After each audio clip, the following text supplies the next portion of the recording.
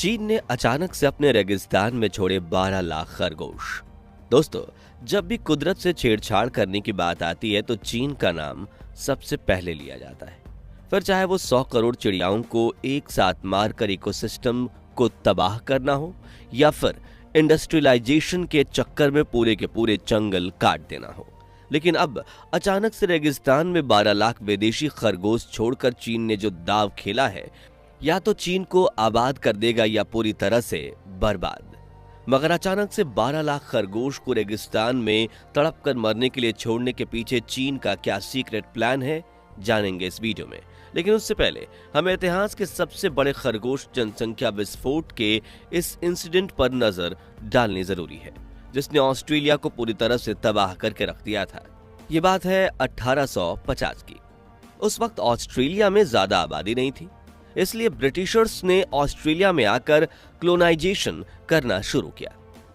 लेकिन ऑस्ट्रेलिया में उन्हें अपने देश जैसा महसूस नहीं होता था और उन्हें खरगोश भी काफी पसंद थे। इसलिए वर्ष 1859 में थॉमस ऑस्टीन नाम के एक ब्रिटिशर ने यूरोप में रहने वाले उसके परिवार ने 13 यूरोपियन रैबिट्स तोहफे में भेजे, जिसे उसने अपने स्टेट के बैकयार्ड में छोड़ दिया। उसके बाद ऑस्ट्रेलिया में रैबिट की पॉपुलेशन इस कदर बढ़ी कि उन्होंने पूरे ऑस्ट्रेलियन कॉन्टिनेंट के 70% हिस्से को अपना घर बना लिया। जी हाँ, ये जानकर आपको हैरानी होगी कि महज 60 सालों में उन 13 खरगोशों ने अपनी आबादी बढ़ाकर 10 बिलियन कर दी थी। यहाँ खरगोश अपनी पॉपुलेशन इतनी तेजी से इसलिए बढ़ा पाए क्योंकि वहां उन्हें मारने के लिए कोई नेचुरल प्रेडेटर मौजूद नहीं था, कोई उनका प्राकृतिक शिकारी मौजूद नहीं था। हालात इतने खराब हो गए कि खरगोशों ने पूरे ऑस्ट्रेलिया महाद्वीप की फसलें तबाह कर दी। पूरे द्वीप पर सोइल एरोजन होने लगा और खरगोश रिहायशी इलाकों में भी घुसने लगे और लोगों के चुपके से घरों में घुसकर तबाही मचा देते थे। इससे भी ज्यादा फिक्र की बात यह थी कि ऑस्ट्रेलिया में खरगोश की संख्या लगातार बढ़ती ही जा रही थी और विशेषज्ञों का मानना था कि जल्द ही इसका उपाय नहीं खोजा गया तो सभी इंसानों को हमेशा हमेशा के लिए ये महाद्वीप छोड़ना पड़ेगा।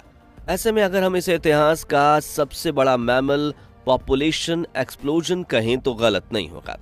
यह हर साल 80 मील इलाके को अपने अंडर में लेकर हर प्रांत, हर स्टेट, हर कोने तक पहुंच गए थे। यहाँ तक कि कुछ इलाकों में तो बॉर्डर पर फेंस भी लगाई गई थी और जहरीली गोलियां भी फेंकी गई थी जिसे खाकर खरगोश मर जाएं। लेकिन कोई तरीका कारगर साबित नहीं हो रहा था। ये खरगोश गड्ढे खोदकर जमीन में रहते थे, इसलिए किसानों को इनके घर डिस्ट्रॉय करने का भी आदेश दिया गया, लेकिन उससे भी कोई फर्क नहीं पड़ा। कुछ लोगों ने तो ये तक कहा कि खरगोश के समूह ने हम पर हमला करने की कोशिश की है। अब चूंकि ये वाइल्ड रैबिट्स थे तो जब इन्हें खाना नहीं मिल पाता था तो ये चिड़चिड़े हो जाते थे और हमला करने में देर नहीं करते थे। तभी ऑस्ट्रेलिया की सरकार ने कड़ा फैसला लेते हुए कुछ वाइल्ड रैबिट्स को पकड़ा और उनके शरीर में माइक्सोमेटोसिस नामक वायरस को इंजेक्ट कर दिया और उन्हें जंगल में छोड़ दिया। यह वायरस रैबिट को एक ऐसे डिजीज को देता था जिससे तड़प कर उनकी मौत हो जाती थी। हालांकि कई देशों ने ऑस्ट्रेलिया के इस कदम की आलोचना भी की क्योंकि ऑस्ट्रेलिया वो पहला देश था जिसने जानबूझकर जीवित जीवों में वायरस फैलाया था। लेकिन ऑस्ट्रेलिया ने किसी की एक नहीं सुनी और कई सालों तक रैबिट में वायरस इंजेक्ट करता रहा और एक से दूसरे खरगोश में वायरस फैलने की वजह से अनगिनत खरगोश मारे गए, जिससे ऑस्ट्रेलिया में खरगोशों की संख्या कम होकर 1 बिलियन पर आ गई थी। एक समय तो ऐसा था कि ऑस्ट्रेलिया के जंगलों में सिर्फ मरे हुए खरगोश ही दिखाई देते थे, लेकिन फिर बचे हुए रैबिट्स ने इस वायरस के खिलाफ अपनी इम्यूनिटी बिल्ड कर ली और अब उनके शरीर पर इस वायरस का कोई असर नहीं होता था, जो देखकर वहां के वैज्ञानिक लैब में ही एक और वायरस बनाने की कोशिश में लग गए। जी हाँ दोस्तों, 80 के दशक में ऑस्ट्रेलियन साइंटिस्ट RHDV यानी रैबिट हेमोरेजिक डिजीज वायरस बनाने में कामयाब हुए, जो रिबोन्यूक्लिक एसिड से बना हुआ था और जब रैबिट इस वायरस के कांटेक्ट में आते तो तुरंत संक्रमित हो जाते और महज 48 घंटों में उनकी मौत हो जाती। इस तरह साल 1996 आते आते इस वायरस ने ऑस्ट्रेलिया में 96% तक रैबिट्स की मौत कर दी और आज ऑस्ट्रेलिया में करीब 200 बिलियन रैबिट्स हैं जिनका नियंत्रण बनाए रखने के लिए उन्हें कुछ जंगलों में ही रखा गया है।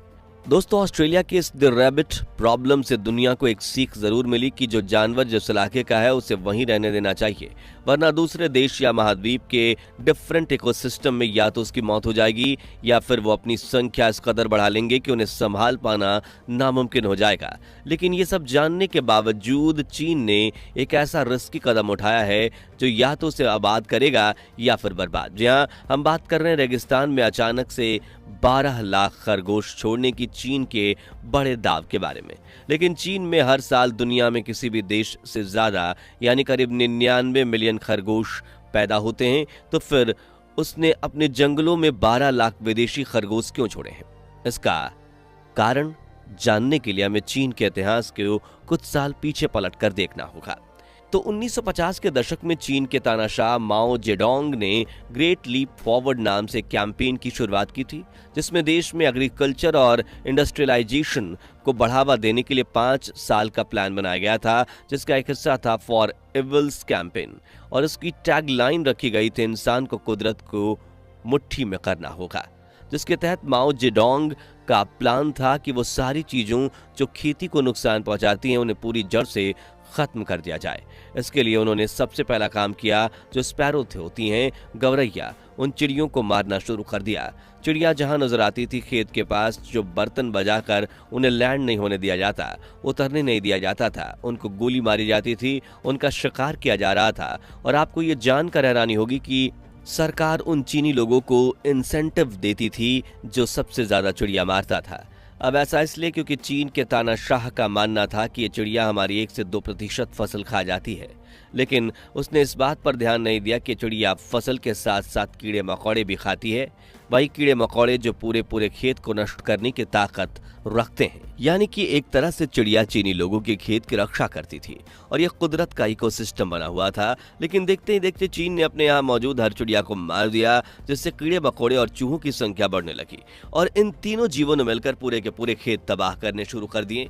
जो देख चीनियों ने जहर छिड़क कर 1.5 बिलियन चूहे, 200 मिलियन पाउंड मक्खियां और 24 मिलियन पाउंड कीड़े मकोड़े मार दिए। लेकिन इसका असर खेत में अनाज पर भी पड़ा और चीन का एग्रीकल्चर तबाह हो गया, जिससे वहां अगले 4 सालों तक भयंकर भूखमरी फैली, करोड़ों लोगों की जान गई और कई जंगल सूख कर रेगिस्तान में बदल गए। और उस बेहुदा गलती का नतीजा चीन आज भी भुगत रहा है। जी हाँ, आज से करीब 30 साल पहले 90 के दशक में चाइना का रेगिस्तान 1.7 मिलियन स्क्वायर किलोमीटर बड़ा था, जो कि देश के कुल जमीन का 9.5 मिलियन स्क्वायर किलोमीटर का लगभग 5वां हिस्सा था। लेकिन साल 2015 आते आते चीन का रेगिस्तानी इलाका 2.62 मिलियन स्क्वायर किलोमीटर तक पहुंच गया। इसके अलावा चीन की 44% जमीन DPR यानी डिजर्टिफिकेशन प्रोन जोन में पहुंच चुकी थी, यानी बंजर हो चुकी थी, और रेतीला रेगिस्तान धीरे धीरे अपनी सीमाएं बढ़ाता जा रहा है, जिससे चीन में बारिश की कमी होने लगी और ग्लोबल वार्मिंग भी अपने चरम पर पहुंच गई। साथ ही पानी भी कम होने लगा और शहरी इलाकों में भीड़ बढ़ने लगी, क्योंकि गांव में रहने वाले लोग शहरों की तरफ माइग्रेट होने लगे। जो देख चीन अथॉरिटीज के पैरों तले जमीन खिसक गई, क्योंकि इस डिजर्टिफिकेशन से चीन को हर साल 54 बिलियन युआन यानी करीब 63,400 करोड़ रुपए का इकोनॉमिक लॉस हो रहा था। वहीं इससे चीन की 30% जनता यानी 40 करोड़ लोगों पर प्रभाव पड़ रहा था। और अगर ऐसा ही चलता रहता तो अगले 300 साल में चीन एक बंजर रेगिस्तान बन जाता और इसकी इकोनॉमी अर्थ से फर्श पर आ गिरती। जिसे देखते हुए चीन ने रेगिस्तान को जंगल में बदलने के प्रोजेक्ट पर काम शुरू किया, जिसमें 3 स्टेप्स फॉलो किए जाने लगे। और पहली टेक्निक थी फॉरेस्ट्री, जिसके तहत चीनी प्रशासन ने 3 लाख एकड़ रेतीली जमीन में जंगल बनाने के लिए वहां से पेड़ लगाने शुरू किए, जो रेतीली जमीन में उग सके। दूसरा कदम था एग्रीकल्चर, जिसके लिए रेगिस्तान के आसपास के गांव के किसानों को इस जमीन पर खेती करने के लिए प्रेरित किया गया और उन्हें उस तरह की फसलों की खेती करने को कहा गया जो रेतीली जमीन पर कम पानी में पनप सके। इस तरह पहले फॉरेस्ट्री प्रमोट की गई, फिर एग्रीकल्चर प्रमोट किया गया और अब इकोसिस्टम को पूरा करने के लिए आखिरी प्रक्रिया बाकी थी, जो थी एनिमल हस्बेंड्री यानी पशुपालन। अब चीन के वैज्ञानिकों ने सालों तक रिसर्च किया कि इन जंगलों में कौन सा जानवर छोड़ें जो नए इकोसिस्टम में पनप सके और अपनी संख्या भी बढ़ा सके, ताकि इनका पशुपालन करने वाले किसानों को भी आमदनी हो सके। और फिर रेक्स प्रजाति के रैबिट को चुना गया। क्योंकि चीनी लोगों को रैबिट खाना बहुत पसंद है, जिससे इन्हें पालने वाले किसान इन्हें बेचकर कुछ पैसे भी कमा सकते थे। इसके अलावा इस प्रजाति के खरगोश की खासियत होती है कि ये घास की जड़ों को तराशता है, जिससे ये जमीन की मिट्टी में खुदाई करके सुरंग बनाता है और फिर उसमें जाकर नीचे से घास की जड़ों को चरना शुरू करता है। इसकी इस हरकत से जमीन और ज़्यादा उपजाऊ होने लगती है, और उपजाऊ जमीन होगी तो पुराने प्लांट्स से जो सीड यानी बीज गिरेंगे वो भी अपने आप उगने लगेंगे और फॉरेस्टेशन की प्रोसेस बूस्ट हो जाएगी। यानी कि खुदाई करना एक तरह से हल चलाने जैसा काम है। इसके अलावा एक मादा रेक्स रैबिट साल में 40 बच्चों को जन्म दे सकती है, और ये जानवर किसी भी इकोसिस्टम के हिसाब से अपने शरीर को ढाल लेते हैं। ऐसे में चीन ने विदेश से 12 लाख रेक्स रैबिट खरीद कर उन्हें अपने रेगिस्तान में बने नए जंगलों में छोड़ दिया है, और चीन को इससे भी लाभ दिख रहे हैं। जहां अब इन रैबिट्स को छोड़ा गया था तो शुरुआत में इनके लिए 100 किलोमीटर की जगह फाइनल की गई थी, और उस 100 किलोमीटर रेगिस्तान में सिर्फ 3% यानी 3 किलोमीटर लैंड एरिया में ही वेजिटेशन यानी पेड़ पौधे थे। मगर कुछ ही सालों में यह आंकड़ा बढ़कर 84% तक पहुंच चुका है, यानी 100 में से 84 किलोमीटर जमीन उपजाऊ हो गई है, जहां घास, पेड़ पौधे, फसलें पनप रही हैं। लेकिन जैसा कि आपने ऑस्ट्रेलिया के केस में देखा, खरगोश वैसे ही फॉरेस्ट्री को प्रमोट करते हैं, लेकिन उनकी संख्या हद से ज्यादा बढ़ जाए तो वो पूरे के पूरे जंगल को तबाह भी कर सकते हैं। तो देखना ये होगा कि आगे क्या होगा। तो दोस्तों, चीन ने अपने रेगिस्तान में 12 लाख खरगोश छोड़कर सही किया या गलत?